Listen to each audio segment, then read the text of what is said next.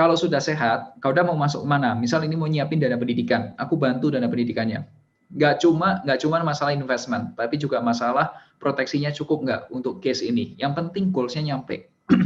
Baru report-report keluar, book plan, action plan, dan lain sebagainya.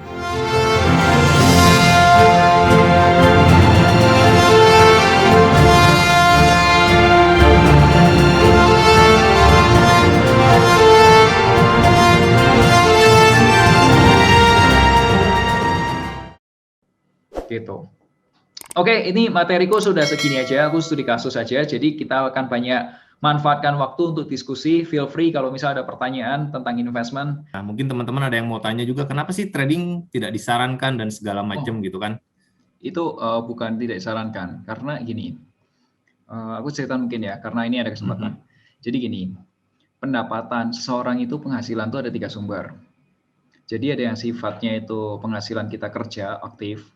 Kerja itu apa? Kita tuh nukerin waktunya kita, nukerin tenaganya kita, nukerin pikirannya kita, dan satu lagi nukerin perasaan. Kadang-kadang dimarahin orang gitu, dimarahin bos, dimarahin klien dan lain sebagainya. Atau ada slack sama rekan kerja, pokoknya pakai baper-baper lah untuk dapat uang.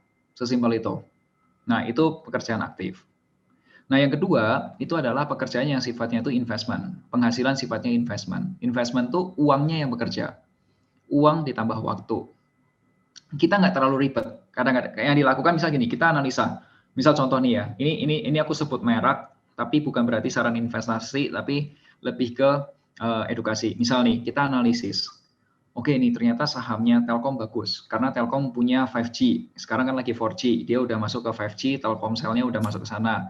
Kalau sudah Telkom sudah bangun perusahaan data center dan ini, kita believe kalau 30 tahun lagi Telkom masih bertumbuh dan masih ada perusahaannya dan masih terus bertumbuh. Terus kemudian kita lihat, oh sekarang harganya masih 4.000 perak. Oh murah ya, oke, gue beli.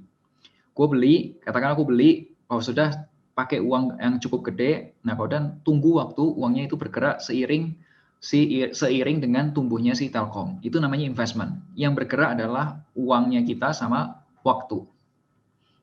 Tapi udah nggak terlalu banyak, udah nggak terlalu masuk pikiran, perasaan itu udah nggak ada, karena itu cuma uang dan waktu. Nah yang ketiga ada yang namanya penghasilan sifatnya pasif. Penghasilan pasif itu tuh adalah aset yang bekerja menghasilkan pemasukan buat kita. Aset itu apa? Segala sesuatu yang kelihatan dan tidak kelihatan bisa menghasilkan pemasukan buat kita. Contoh, pemasukan yang kelihatan dan bisa menghasilkan pemasukan buat kita. Aku punya rumahnya aku jadiin rumah kos. Itu bisa dapat penghasilan. Aku punya rumah, aku jadiin Indomaret atau Alfamart, aku punya penghasilan. Contoh yang nggak kelihatan tapi bisa menghasilkan uang. Selain tuyul, karena tuyul udah ke jalan. Ada nggak? Contoh. Ya, selain tuyul contohnya adalah misal nih ya, brand.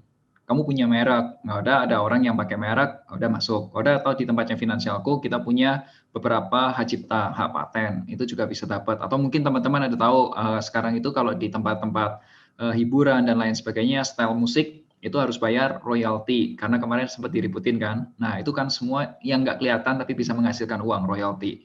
Nah kalau trading itu cocoknya kalau misal gini, kalau ada orang yang bilang gini, Vin, boro-boro investment, uangnya untuk investasi aja nggak ada. Atau Vin, boro-boro merencanakan keuangan, uangnya aja yang direncanain nggak ada. Nah itu berarti yang harus digedein dulu adalah penghasilan sifatnya aktif. Karena kamu belum punya modalnya buat diinvest, belum punya modalnya buat beli aset. Jadi harus gedein penghasilan aktif. Trading bisa masuk. Karena apa? Karena gini, trading itu kata dasarnya itu trade bahasa Inggrisnya, ya kan? Trading adalah aktivitasnya, trade kata dasarnya. Artinya kalau dalam bahasa Indonesia itu berdagang. Kalau kamu bayangin orang berdagang, kamu bayangin orang yang ada di pasar. Ada yang ibu-ibu yang jualan sayuran, ada yang jual daging, ada yang jual buah-buahan dan lain sebagainya. Itu dagang. Orang dagang di pasar pada umumnya. Nah, pasarnya yang pasar tradisional pecek itu pindah ke online. Ada Tokopedia, ada Bukalapak, ada Shopee. Itu mereka juga dagang nggak? Dagang online. Ada nggak, Vin, perdagangan yang lebih gede lagi dunia? Ada. Perdagangan kontrak, financial. Tadi kayak forex dan lain sebagainya, itu sama dagang. Bedanya barangnya dan bedanya aturan mainnya aja. Tapi semua aktivitasnya sama. Beli di harga murah, jual di harga lebih tinggi. Semua melakukan hal itu. Untung ruginya sama nggak, Vin? Sama. Bisa untung, bisa juga buntung. Two sides. Dan itu semua case-nya umum. Nah, makanya kalau misal you guys, teman-teman memang merasa kayak, Vin, kayaknya penghasilan gua masih mepet banget nih untuk investment. It's okay, nggak apa-apa. Itu bukan salah kamu. Sekarang kita cari cara untuk memperbesar income-nya. Kalau misalnya freelance, kan income-nya nggak fix tuh. Gimana cara ngecek sehat atau enggaknya finansialnya? Kalau cara ngeceknya gampang, kamu kurang lebih setahun aja, kira-kira penghasilan setahunmu berapa. Misal nih ya, kadang-kadang nih ada jualan kita lagi laku nih pas waktu lebaran, katakanlah omsetnya naik 3 kali lipat. Tapi pas zaman santai-santai kita mungkin 1 kali aja yang normalnya aja nggak masuk gitu. Ya nggak apa-apa. Kamu kurang lebih setahunin, katakanlah berapa setahun. Misal setahunnya rata-rata di total 120 juta. Ya udah kurang lebih dibagi 12 bulan aja. Itu paling nggak kurang lebihnya aja tahu gitu angkanya berapa. Itu. Oke. Ini pertanyaan kedua. Misalnya seseorang punya penghasilan 10 juta per bulan. Berapa persen yang harus kita bagikan ke pengeluaran, insurance, investment, dan lain-lain? Mungkin ini lebih ke alokasinya ya, persentase buat alokasinya ya. Ya, jadi gini. Ini aku kasih tahu ya.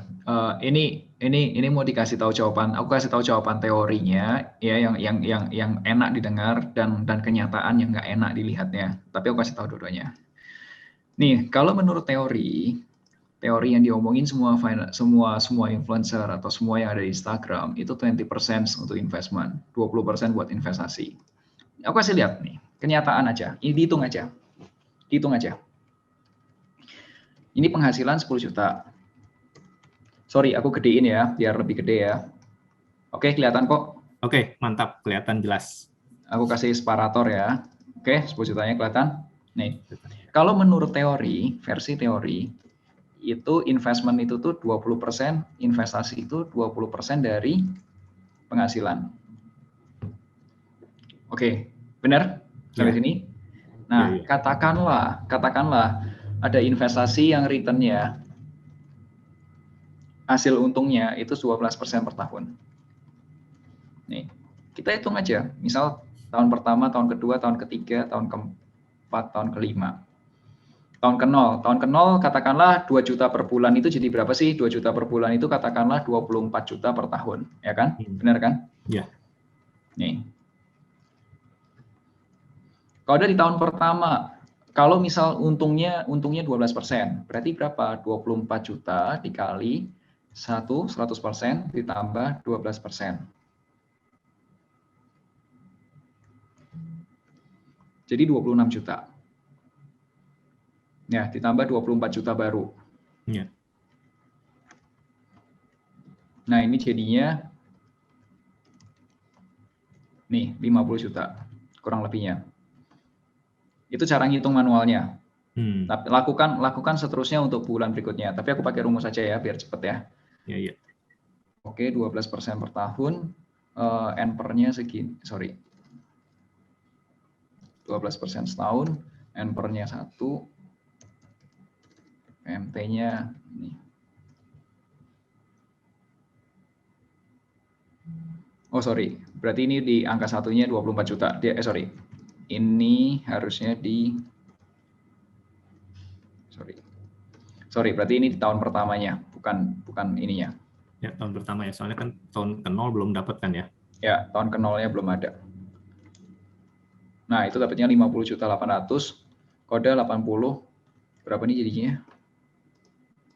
152 juta. Nah, pertanyaannya adalah anggap aja sekarang ini anggap aja 2021 tuh di tahun kelima. Berarti ini kurangin 1. Anggap aja berarti kamu kerja dari tahun 2017, lulus kuliah, kerja, 2021 kamu nabung dengan teori 20%, 152 juta.